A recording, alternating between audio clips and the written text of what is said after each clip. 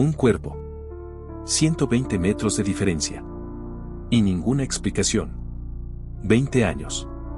Estudiante de la mejor universidad de Colombia. La última noche que alguien lo vio con vida fue la noche de Halloween.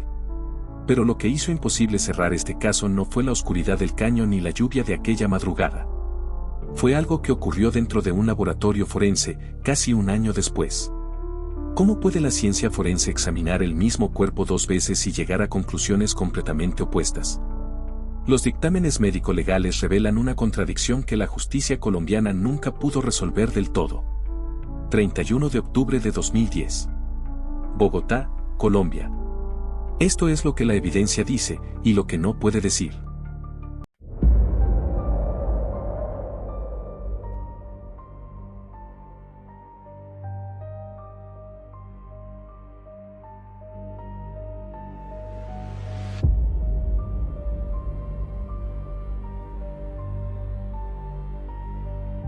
Bienvenidos a Rastros del Pecado.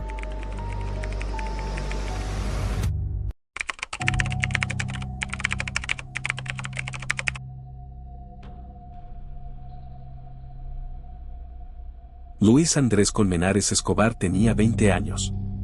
Había nacido en Villanueva, La Guajira, y estudiaba Economía e Ingeniería Industrial en la Universidad de los Andes. Una de las universidades más exigentes del país. Era conocido por su disciplina, su carácter alegre y su determinación de salir adelante. La noche del 30 de octubre de 2010, Luis Andrés fue recogido por Laura Moreno en su barrio, al sur de Bogotá. Los dos tenían pocas semanas de relación. Se dirigieron a la discoteca Penthouse, en la zona rosa, carrera 13 con calle 84, uno de los sectores más exclusivos de la capital. Luis llegó disfrazado de diablo. Alrededor de las 2:45 de la madrugada, la fiesta terminó. Según los testimonios, Luis salió molesto por un incidente ocurrido dentro del local. El grupo esperó el valet parking frente a la discoteca. Minutos después, Luis salió caminando rápido, cruzó la calle y se internó en el parque que está frente al bar, avanzando hacia el occidente por la calle 85. Laura Moreno afirmó que lo siguió. Según su versión, discutieron. Luis corrió hacia el caño El Virrey. Y cayó. A las 4 de la madrugada se reportó una caída al caño. Los bomberos revisaron la zona durante 30 minutos y no encontraron nada. A las 7:30 de la tarde del mismo día, tras la insistencia de Oneida Escobar, la madre de Luis, se realizó una segunda búsqueda. El cuerpo apareció en un remanso del caño, a unos 120 metros del punto donde Laura dijo que él había caído. Ese detalle fue el primero en no cuadrar. Si el cuerpo había estado allí desde las 3 de la madrugada, ¿cómo los bomberos no lo encontraron en la primera búsqueda? La defensa argumentó que el caudal de aquella noche, la más lluviosa en mucho tiempo en Bogotá, pudo haber desplazado el cuerpo. La fiscalía dijo que el caudal del caño nunca fue suficiente para mover 70 kilogramos. Esa discusión apenas comenzaba.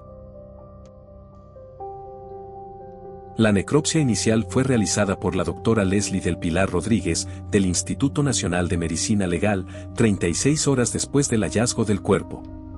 Sus conclusiones fueron claras en un punto: Luis Andrés Colmenares presentaba una intoxicación por alcohol de grado 3. El equivalente a una concentración de alcohol en sangre que afecta de forma severa la coordinación, el equilibrio y la capacidad de reacción. En ese estado, una caída en la oscuridad, en terreno irregular y cerca de un canal, es una posibilidad médicamente coherente. La primera autopsia también confirmó que en los pulmones de Luis había agua. Ese hallazgo fue determinante.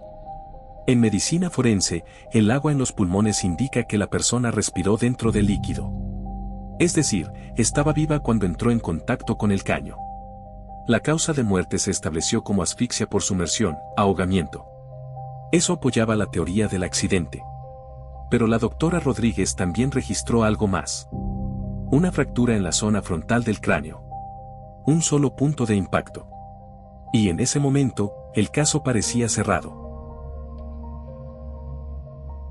La familia Colmenares nunca creyó en la versión del accidente. El padre de Luis, Luis Alonso Colmenares, señaló desde el principio inconsistencias en los testimonios de Laura Moreno y Jessy Quintero, la amiga que también estuvo esa noche. 9 meses después de la muerte de Luis, lograron que la fiscalía reabriera el caso. Fue entonces cuando intervino el doctor Máximo Duque, exdirector del Instituto Nacional de Medicina Legal. Duque realizó una segunda necropsia sobre el cuerpo exhumado. Y sus conclusiones sacudieron al país. Según él, Luis Andrés no tenía una fractura. Tenía 8. Distribuidas en distintas zonas del macizo facial, región frontal derecha, central e izquierda, órbita derecha, órbita izquierda, maxilar derecho y zona maxilofacial inferior izquierda. Para Duque, ese patrón de fracturas múltiples no era compatible con una sola caída hacia adelante. Era compatible con una golpiza. La teoría de la fiscalía tomó forma a partir de ese dictamen. Luis habría sido agredido en otro lugar, trasladado inconsciente y dejado dentro del caño, donde murió por ahogamiento. Un homicidio encubierto como accidente. Pero había algo que no encajaba en el informe de Duque. El antropólogo forense Miguel Botella López, de la Universidad de Granada, con más de 20 años de experiencia en dictámenes internacionales, analizó el informe de Duque. Y lo calificó como un ejemplo de todo lo que no debe hacerse en una necropsia. Botella señaló que la exhumación se realizó en condiciones que violaban los protocolos internacionales. Los instrumentos usados incluían un cuchillo de cocina, tijeras y pinzas comunes. El procedimiento se llevó a cabo sobre una caja de cartón colocada en un piso de tierra. Bajo esas condiciones, según Botella, las lesiones encontradas durante la segunda necropsia no podían distinguirse de los daños producidos por la propia disección. La jueza del caso llegó a determinar que Duque había ocultado la pérdida de fragmentos óseos pequeños durante el procedimiento, usándolos luego como evidencia de golpes. Entonces llegó el dictamen que inclinó la balanza dentro del juicio. El caño El Virrey atraviesa el parque del mismo nombre en el norte de Bogotá. En la zona donde fue encontrado el cuerpo, el canal tiene una sección de entre 2 y 3 metros de ancho y una profundidad variable que en zonas de remanso puede superar el metro. La noche del 31 de octubre fue especialmente lluviosa, lo que incrementó el caudal y la turbidez del agua. El cuerpo de Luis Andrés fue hallado en posición de decúbito dorsal, boca arriba, en un remanso del canal. La cabeza orientada en dirección a la corriente, los brazos a los lados del cuerpo, sin signos de posición de defensa. No había rastros de sangre visibles en los bordes del canal ni en las zonas adyacentes. La ropa estaba desgarrada en zonas consistentes con el arrastre por el agua y el contacto con el fondo del caño. Las abrasiones en las rodillas eran los únicos signos de trauma externo visibles en el cuerpo, aparte de las lesiones faciales. La distancia entre el punto señalado por Laura Moreno como lugar de la caída y el punto de hallazgo del cuerpo era de aproximadamente 120 metros. El informe forense inicial describió una fractura en la región frontal del cráneo, consistente con un impacto de alta energía en la zona supraciliar. La doctora Yucasta Brugal, patóloga forense de reconocimiento internacional convocada para el juicio, determinó que el patrón de fracturas faciales era compatible con una fractura tipo Lefort 3, una lesión que ocurre cuando el macizo facial completo se desplaza como consecuencia de un impacto de energía elevada contra una superficie. Es la misma lesión que se ve en accidentes de tráfico cuando el rostro golpea contra el tablero, o en caídas de altura sobre una superficie rígida. La patóloga estableció que el impacto fue de adelante hacia atrás, con una energía mayor a la que produciría un golpe con el puño o con una botella. No encontró patrones en la piel que indicaran el uso de un instrumento contundente específico. Las fracturas, dijo, eran compatibles con un único episodio traumático, no con múltiples golpes en distintos momentos. Lo más revelador fue esto: la autopsia confirmó que había agua en los pulmones. Luis Andrés respiró dentro del canal. Estaba vivo cuando cayó. La causa de muerte fue asfixia por sumersión, coadyuvada por el trauma craneoencefálico severo y la intoxicación etílica de grado 3, que muy probablemente le impidió reaccionar dentro del agua.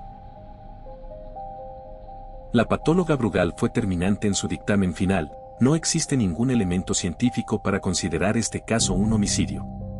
Las fracturas eran compatibles con una caída.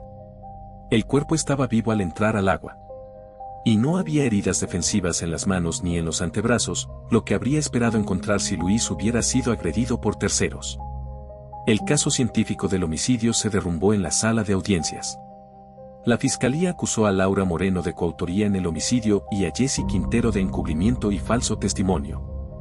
Carlos Cárdenas, exnovio de Laura, fue señalado como el presunto agresor principal. En 2012, un testigo afirmó haberlo visto en el lugar de los hechos. Cárdenas fue detenido. Semanas después quedó libre cuando se comprobó que el testigo mentía. Fue el primero de al menos 3 testigos falsos que aparecieron en este caso, todos posteriormente investigados por presentar declaraciones fabricadas ante la Fiscalía. Cárdenas fue absuelto en 2014. Laura Moreno y Jessy Quintero fueron absueltas en primera instancia en febrero de 2017 por la jueza Paula Astrid Jiménez. La sentencia estableció que los registros de llamadas telefónicas de esa noche eran coherentes con la versión de las dos jóvenes. No había ningún espacio de tiempo suficiente para ocultar o trasladar un cuerpo. El Tribunal Superior de Bogotá confirmó las absoluciones en segunda instancia. El fallo reconoció que existían indicios de que Luis no había muerto solo, pero que no había pruebas suficientes para condenar a nadie. Duda razonable. En 2024, la Corte Suprema de Justicia aceptó los recursos de casación interpuestos por la Procuraduría General de la Nación y por el abogado de la familia Colmenares.